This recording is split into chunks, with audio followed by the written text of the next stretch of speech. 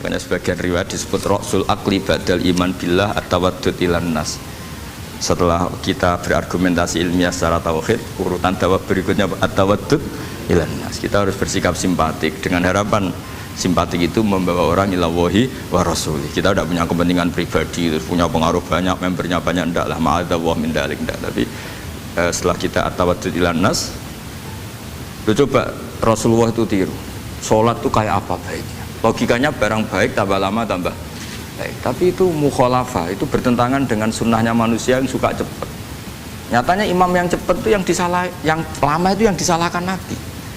Logikanya kan sholat lama, Qur'annya fasih. Yang imam itu Mu'ad bin Jabal, tidak Muntaha itu tidak apa. Mu'ad itu sahabat paling fasih, paling alim. Artinya bacaannya itu tidak bikin kuping panas ini. Yang ngomong ini loh, saya. Itu ketika kelamaan, yang disalahkan Nabi itu yang kelamaan. Karena supaya orang seneng sholat, ya sholat itu jangan jadi problem dong. Cara nggak jadi problem gimana ya? Jangan lama.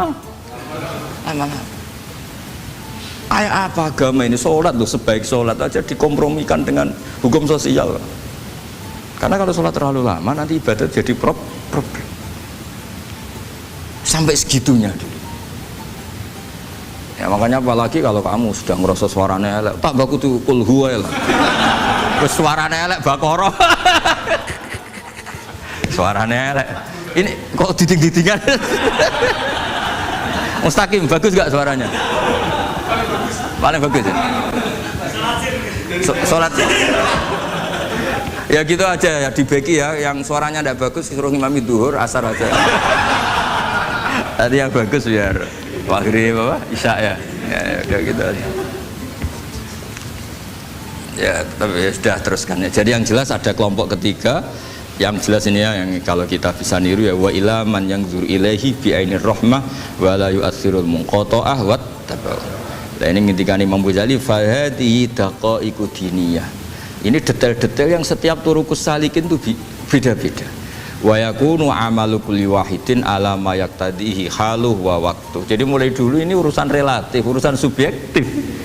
Jadi tidak bisa kamu, ada orang itu maksiat, bawaannya kalau nggak dikerengi ramari ya ada, yang bawaannya dikerengi tambah nemen ya ada, bawaannya nggak jelas ya ada, banyak ya kalau itu banyak.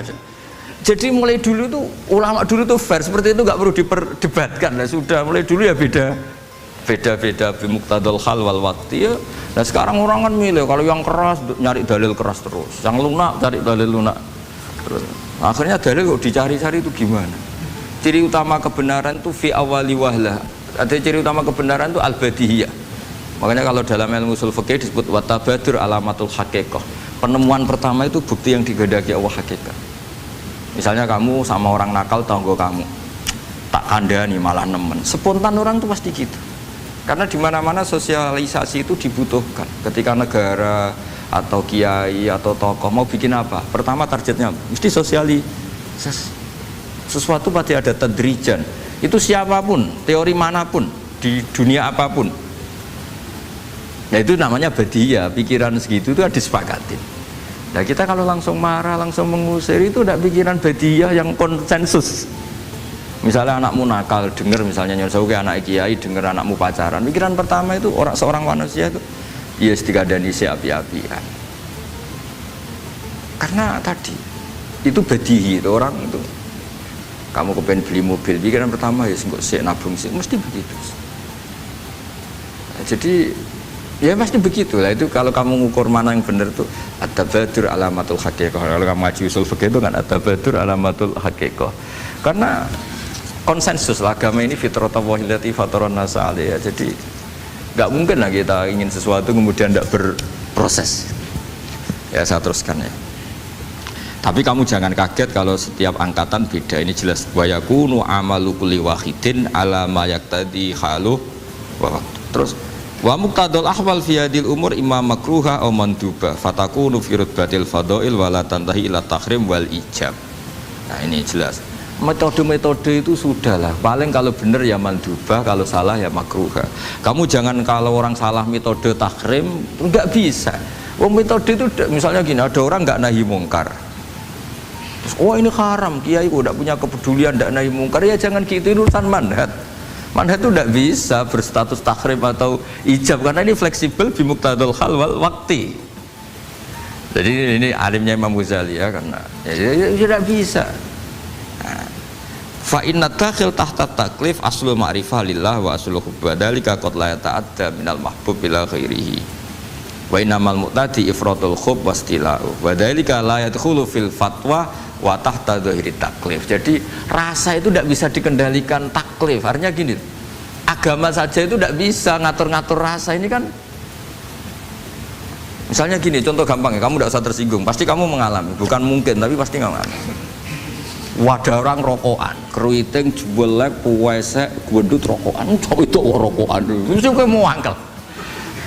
Wah semua angkel harus dianggap cawe itu orang bener. Baru ketemu cah wayu menarik rokokan, mesti oleh mangkel gitu. Wes jawab jujur ya, tidak usah munafik kamu. Betul ya? Ya betul. Jadi itu nggak bisa terus. Misalnya wong tuamu pesen gini, cung, kejogeman pacaran mbek cah wedok sing rokokan. Jebule sing rokokan wae cuantik, wong sopan misalnya. Yo rokokan tapi sopan. Terus kayak mesti ibu ngono. Larangan kok ngono gitu. Tapi misalnya sing rokokan welek, gedut, keriting. Wes lungguhe nyigrang, bener ibu ora oleh Pak. Ternyata pembenaran Anda ini butuh fakta yang lain gitu. Ya iku elek mbek ayu gitu Mas. Lu kayak ngandel gak? Makanya guyonan yang kiai-kiai kan gitu. Pak Kaji, anak sampean tombok innalillah. Tapi menang. Itu ya guyonan, tapi menurut saya itu betapa manusia itu mudah diombang-ambingkan nih. Masyhur tuh guyonan di GG itu. Pak Kaji ono cawe itu numpak sepeda motor GL Max Pro, zaman di saya kan sepeda lanang. Wah, luput suwo kebablasan. Bareng ngono, tapi niku ponakane jenengan, muga-muga sepuro pangeran. Ternyata orang reaksi ya berdasar kroni kan. Kalau yang maksiat orang lain yang tidak hubungan dengan kita, ben dilanat pangeran gitu. Setelah dikasih tahu ini ponakane jenengan. Muga-muga sepuro pangeran. Jangan-jangan kita juga gitu. Dengar orang yang maksiat di tempat-tempat maksiat langsung benci. Tapi bareng dikabari, ini ku koncone jenengan sing nate nyervis gratis jenengan raktir. Muga-muga bareng itu. Reaksinya. Karena al-insan Abdul Ihsan. Jadi ini bukan fatwa yang mengikat ndak. Nanti takut ijabu malam yajib tadi. Tapi ini kita ngomong ilmiah. Kita ngendikan ilmu berdasar yang difatwakan Imam Ghazali di kitab apa? Ikhya. Jadi ini pernah tak baca di depan 100 ulama di pas 100 harinya mungkin lebih ribuan mungkin yang datang pas acara itu. Dan itu dilegitimasi. Jadi ini mutafak lah. Karena saya tidak ngomong mingki bali nafsi tapi berdasar teks yang ada di Ikhya.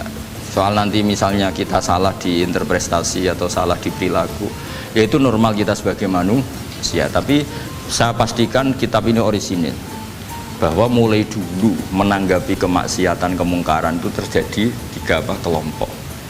Tapi semuanya tentu ingin merubah. Saya pastikan yang yahlidul qola juga tidak karena kebencian pribadi, yang lunak juga bukan karena menikmati lah. Yang ribet kita ini kan lunak karena ini kalau yang cantik ke masjid sudah Islami, nggak ada pemandangan lah, itu ya ribet. Jadi gayanya halus tapi banyak kepentingan.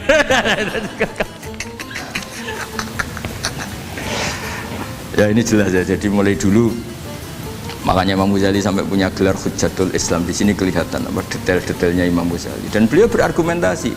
Zaman sahabat pun ketika melihat seperti itu ya beda-beda kan. Di antara yang didawuhkan beliau kan mulai periode apa? Sahabat kan, beliau ngendikan apa itu? Fa inna na'lamu annal ladzina syaribul khamra wa ta'atu al fawahisha fi zamani Rasulillah sahabah maka nuyuhjaruna bil kulliyah bal kanu munqasimina. Jadi beliau cerita mulai dulu masyhur kan dulu di sahabat. Ya, itu ada orang namanya Nuaiman, kila namanya Abdullah. Itu di Bukhari jelas. Wa kana yulaqabu khimaron. Saking dableknya itu teman-temannya kalau manggil tuh khimar. Terus wakana yuthiku Rasulullah katsiran, dan dia yang orang yang mudah memperbuat Nabi itu tertawa-tawa. Bawaannya itu bodoni Mbak Nabi. Masyhur itu. Kalau dia ada pedagang keliling itu Bu atau Pak sini dahar sama Nabi. Setelah dahar, lagi sing bayari sapa? Ya jenengan derek dahar. Masyhur itu. Ya sahabat ya ada yang gitu. Lah itu kalau mabuk nggak di masjid nggak afdol dia. Nggak mau di bar, kalau mabuk di masjid. Dia nggak pernah lihat jauh dari Nabi, nggak pernah. Kalau mabuk itu di masjid, sama sahabat-sahabat lain dia dikhat. Dikhat itu diberi sanksi, kalau bahasa pondok ditakzir, ditaktib. Terus saking overnya sahabat yang mentakdib, ada yang ma'aktaroma syarib tal khomrot bena di Rasul, kowe cek nemen ngarepe Nabi kok ngono kelakuan, anta malun. Kowe iku malun. Tapi apa kata Nabi? La tal anuhu fa innahu yuhibbu wa rasulah. Masyhur itu di kitab Bukhari. Itu oleh komentari syurahul hadis, falam yukhriju bil maksiyah anil mahabbah. Ternyata ketika orang ini maksiat, Nabi masih mensifati punya, karena dia tidak mau jauh dari Nabi. Kan banyak orang-orang fasik yang bawaannya nggak mau jauh dari kiai. Makanya orang Indonesia itu kemungkinan tidak tobat itu kecil, karena pas nakal ya para kiai dijazai ya diwoco. Jadi misalnya nyon sewu bar delok maksiat entek 1 juta, orang masjid ya isek nyumbang. Coba kok mau saya ketahui isek orang ngimbang gitu loh. Tapi buahnya. Jadi akhirnya ya orang ini orang baik. Jadi makanya ini pentingnya ngaji Quran. Saya mohon lah, ini BG, ini PSG. Setidaknya kamu lihat di dikte Quran lah pikiran kita. Mulai dulu itu Allah sudah membayangkan, dan itu pasti terjadi. Ada kelompok sing wa akharuna atarafu bidzunub. Sementing i'tarafu bidzunubihim falam yuharrim halalan wala yuhallilu haraman. Sementing itu kaidah di fikih itu, kamu jangan pernah menghalalkan yang haram, jangan pernah juga mengharamkan yang sudah. Kalau salah i'tarafu bidzunubihim. Makanya di antara aturan istighfar gimana? Kita Rabbana dzulamna anfusana, itu aturan istighfar. Kamu merasa salah dulu. Misalnya saya jadi pegawai negeri, misalnya saya Pak Zarkasi ini di Kemenak. Mungkin kerjanya benar, atmosfernya benar, semuanya benar, tapi tetap saja saya salah. Kamu itu dipinterkan itu supaya idza roja'u ilaihi maling biru qaumahum idza roja'il malah gak roja'u malah roja'u ila departemen. Dalam kebenaran kita pun pasti ada salah, apalagi dalam misalnya saya datang ke Jakarta gini kan ya benar, datang ke sini ke Begit kon mulang sampai dengarkan ya benar. Tapi tanyakan anak saya yang di rumah yang kelas 3, Bapak kenapa sih ke Jakarta ya? Salah cara dia. Dan nanti kalau Allah lebih melihat anak saya, hanya anak kecil yang nggak berdosa, saya tetap salah ke sini. Meskipun dosa saya ditanggung sampean. Artinya dalam kebenaran saja ada kesalahan itu loh. Nah, makanya kalau donga tetap Rabbana dzulamna anfusana. Nah, makanya urutan pertama i'tarafu bidzunubihim. Nak salah aku ngaku. Salah berargumentasi. Salah ngotot. Kok Joko-Joko tua itu salah ngotot. Skandani nak nikah sunah Rasul cek ngotot. Ya itu kan zaman dulu. Kalau sekarang